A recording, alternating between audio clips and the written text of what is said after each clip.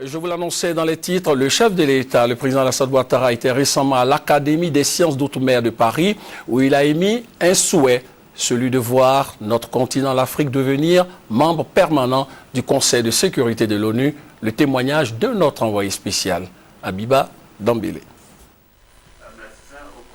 Le président Alassane Ouattara, dans son discours d'investiture à l'Académie des sciences d'outre-mer le 4 novembre dernier, a une fois encore plaidé pour que l'Afrique soit représentée de façon significative dans les plus hautes instances internationales, notamment à l'ONU, afin que la voix du continent puisse se faire entendre dans la résolution des conflits. La communication de l'académicien Alassane Ouattara a justement porté sur l'Afrique dans le monde de demain, atouts et défis. Et l'un de ces défis réside dans cette exigence.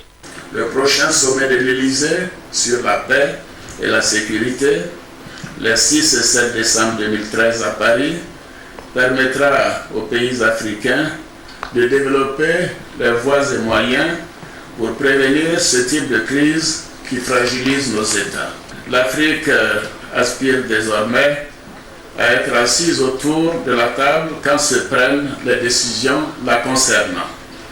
À cet égard, la réforme de la gouvernance mondiale, inévitable au regard de l'évolution du monde, ne sera crédible que si l'Afrique y tient une place de choix. L'Afrique doit pour cela faire son entrée dans la catégorie des membres permanents du Conseil de sécurité des Nations Unies et cesser ainsi d'être absente dans cette haute catégorie de l'instance mondiale chargée de la paix et de la sécurité internationale, alors que la plupart des conflits se déroulent en Afrique. Kofi Annan, ancien secrétaire général de l'ONU et président de Elders, l'un des invités de marque de cette cérémonie solennelle marquant l'entrée du président de la République en tant que membre associé de cette société savante, abonde dans le même sens. Il affirme partager cette noble ambition du président ivoirien. Quand j'étais secrétaire général, j'avais fait une proposition qui parlait des sièges permanents pour l'Afrique. Nous sommes 54 pays. Le moment est venu pour que l'Afrique aussi a un siège permanent. Pas seulement l'Afrique, mais l'Amérique latine et l'Asie aussi. Donc il faut réformer le Conseil de sécurité.